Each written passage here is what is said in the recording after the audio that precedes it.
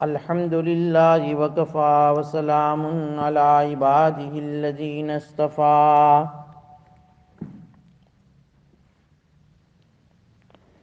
أما بعد فأعوذ بالله من الشيطان الرجيم بسم الله الرحمن الرحيم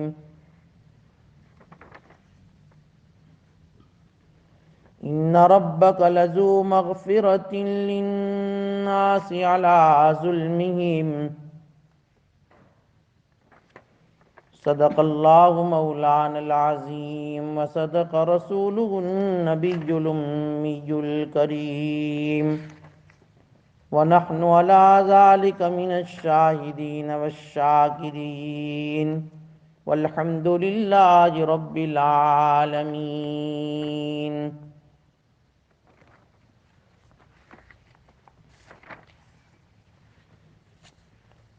درود شریف پڑھ لیں.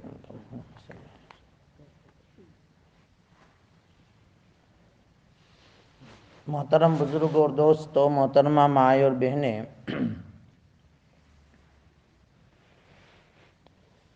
کل بتایا تھا کہ اللہ تعالیٰ کے خزانے میں کسی بھی چیز کی کمی نہیں، لیکن دو چیزیں ایسی ہے کہ جس کی اللہ تبارک و تعالیٰ کے یہاں بڑی قدر ہے. ایک ہے عاجزی اور ایک ہے آنسو. عاجزی یہ بندے کی صفت ہے. اللہ تبارک و تعالیٰ کے یہاں عاجزی نہیں. اللہ تو بڑے ہیں، اللہ کی صفت ہی المتکبر ہے، اس لیے عاجزی اللہ کے یہاں اس کی بڑی قدر. جو بندہ جتنا اپنے آپ کو جھکائے گا، نمائے گا، کھپائے گا، مٹائے گا، اللہ کے لیے، اللہ کے خاطر، اللہ اس کو اتنا ہی بلند اور اونچا کرے گا. حدیث میں نبی کریم صلی اللہ علیہ وسلم نے ارشاد فرمایا: من تواضع للہ رفعہ اللہ. اللہ کے لیے جو بھی جھکے گا، جو بھی جھکے گا، تواضع اختیار کرے گا، اللہ اس کو بلند کریں گے. اس لیے ہمیں اللہ کی خاطر چھوٹا بننا ہے، بڑا نہیں. عاجزی اپنے اندر پیدا کرنی ہے تو انشاءاللہ تعالی اللہ تعالیٰ خود ہم کو بڑا بنائیں گے. لیکن جو آدمی خود اپنے آپ کو بڑا بنائے گا، بڑا سمجھے گا، تو پھر اللہ اس کو گھٹائیں گے، کیونکہ اللہ تعالیٰ کو تکبر، بڑائی پسند ہی نہیں. الکبریاء ردائی، حدیث قدسی ہے.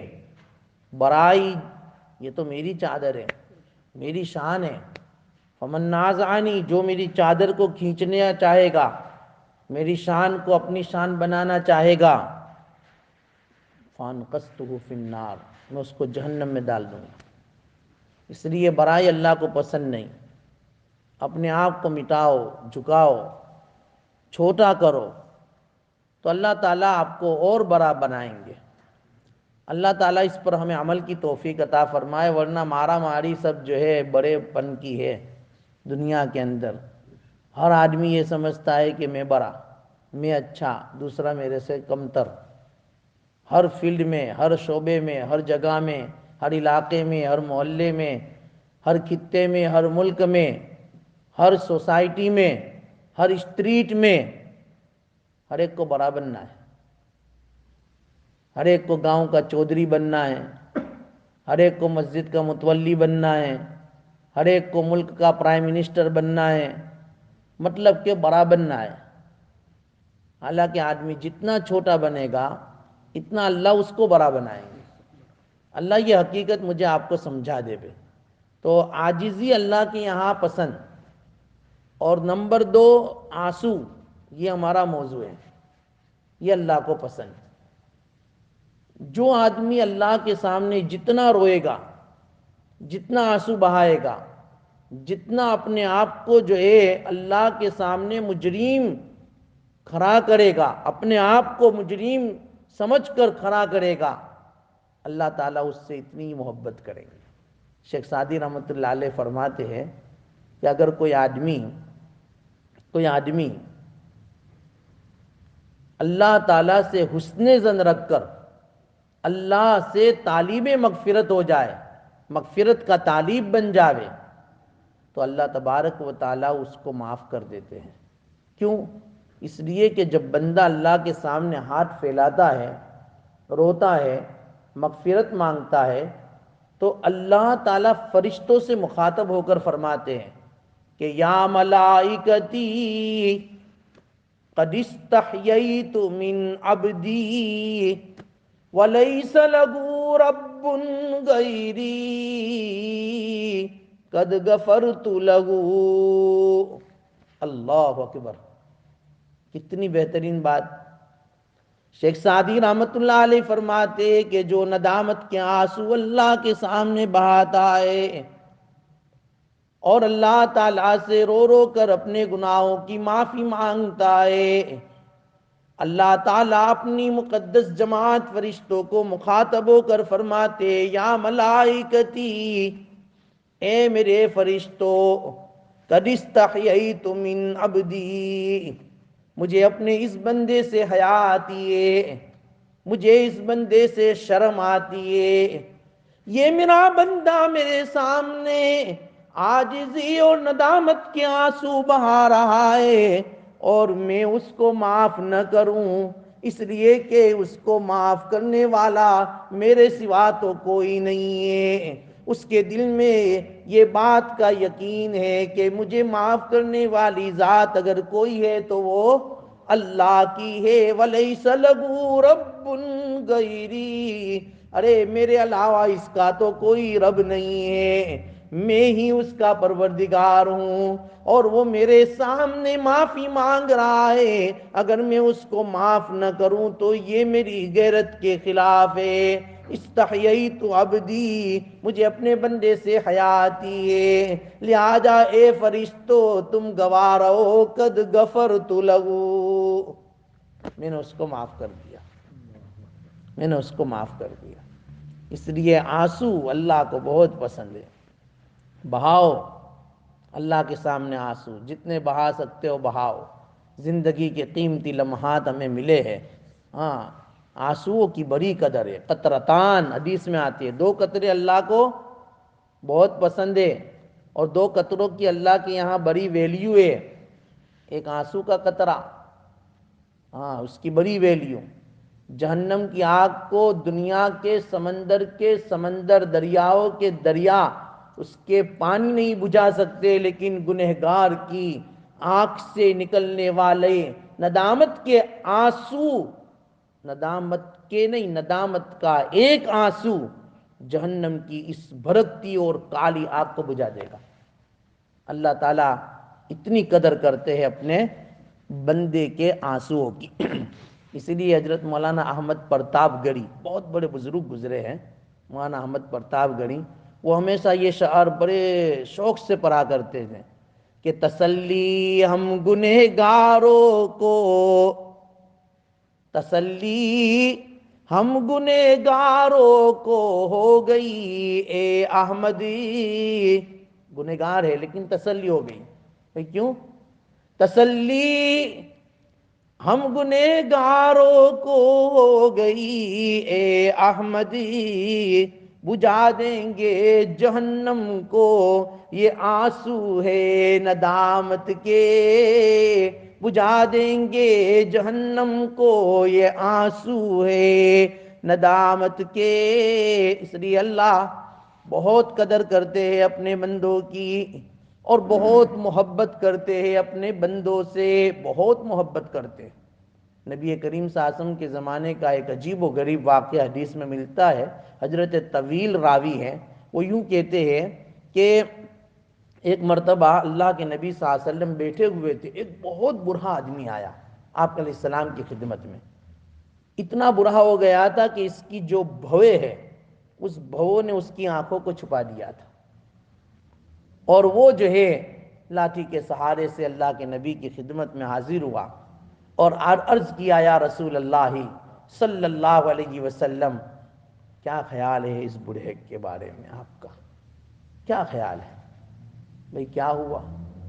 یا رسول اللہ کوئی گناہ ایسا نہیں ہے جو اس بوڑھے نے نہ کیا ہو،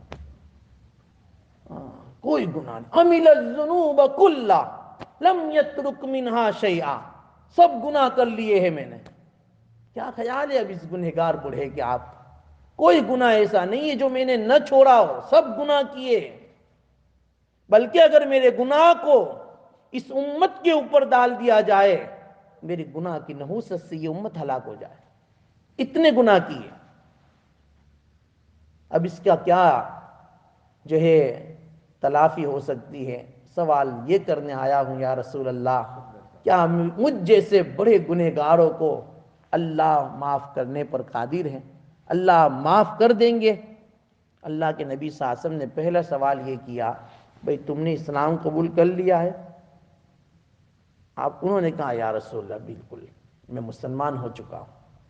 آپ علیہ السلام نے فرمایا ٹھیک ہے، تفعل الخیرات وتترک السیئات، نیکیاں کرتے رہو اور گناہوں سے بچتے رہو۔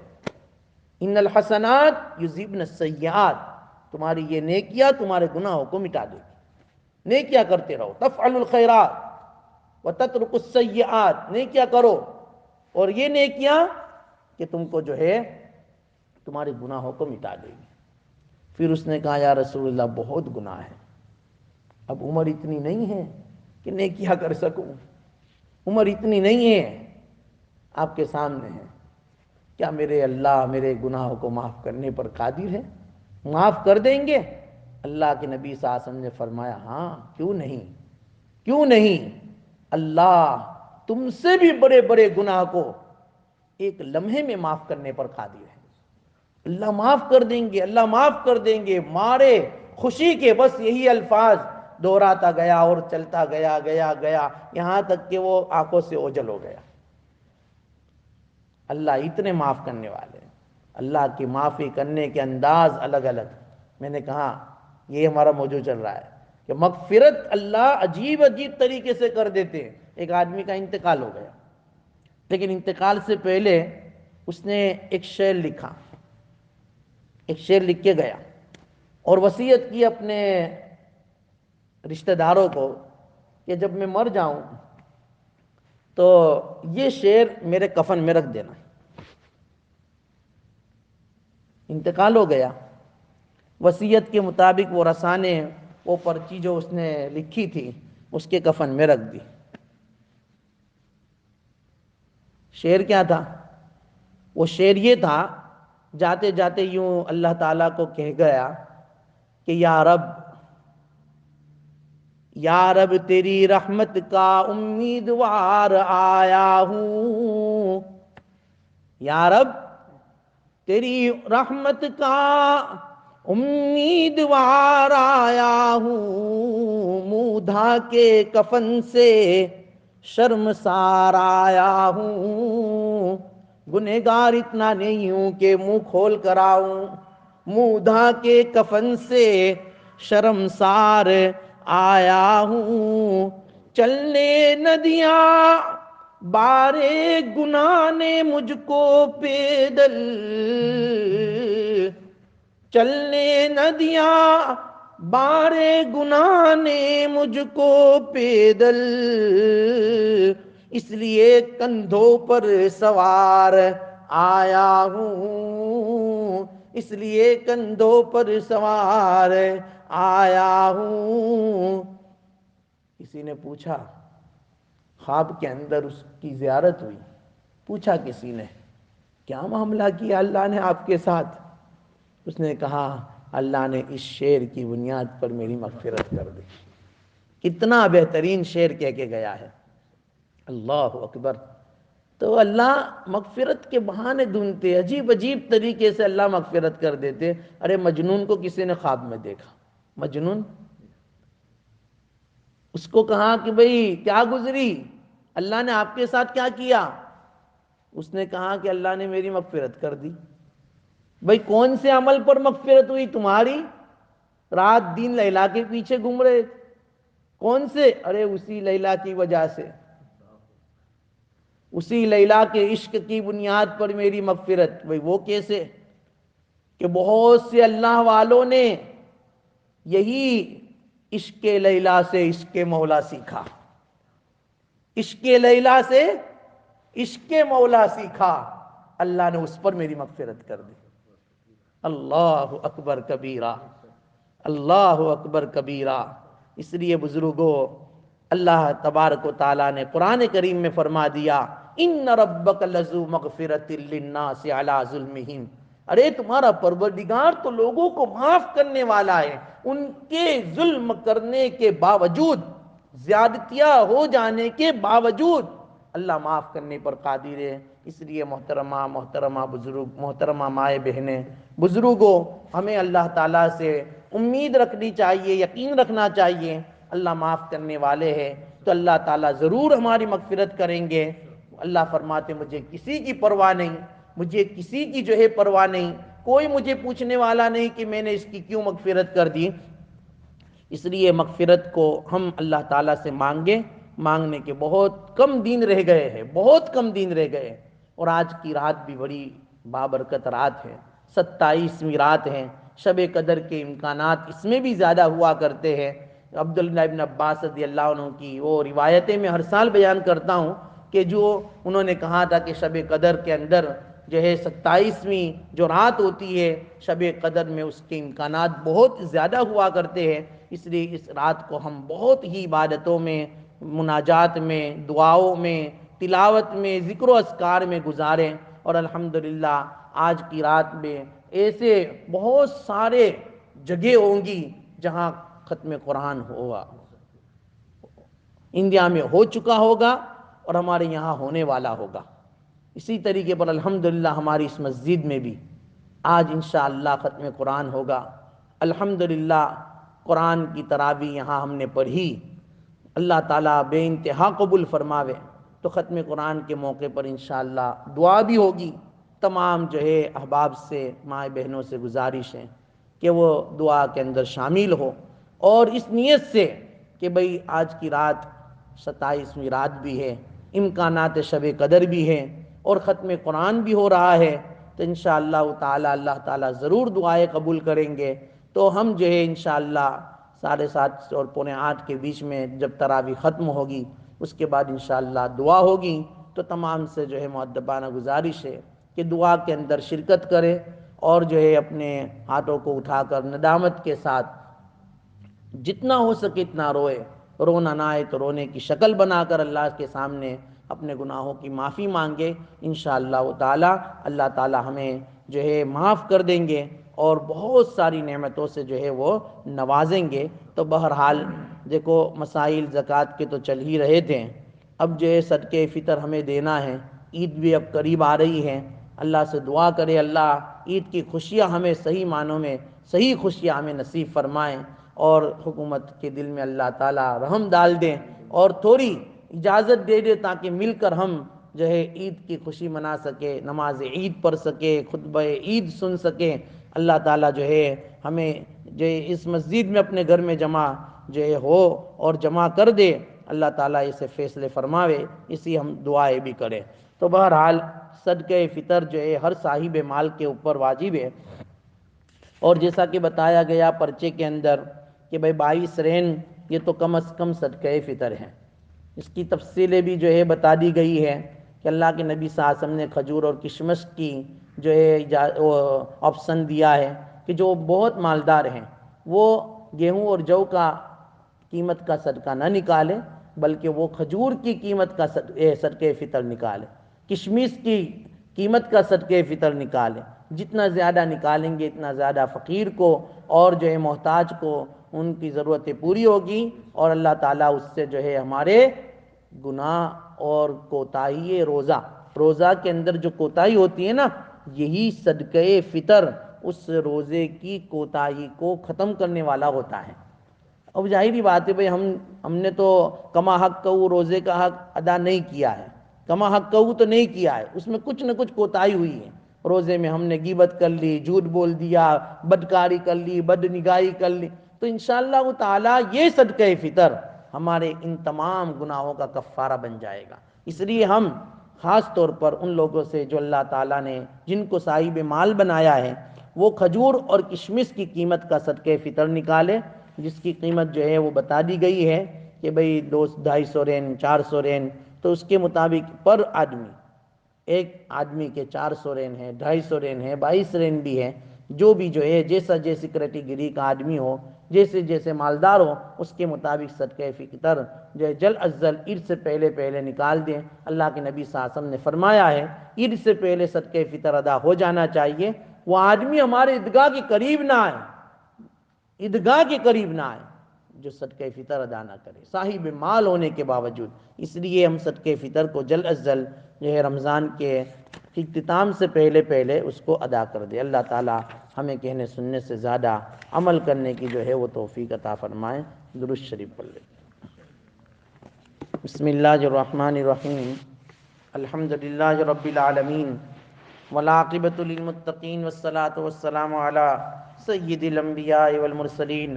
اللہم لک الحمد کما ینبغی لجلال وجہک وعظیم سلطانک، یا اول الاولین و یا آخر الآخرین، و یا ذی القوۃ المتین، و یا راحم المساکین، و یا ارحم الراحمین، یا حی یا قیوم برحمتک نستغیث، اصلح لنا شأننا کلہ ولا تکلنا الی انفسنا طرفۃ عین۔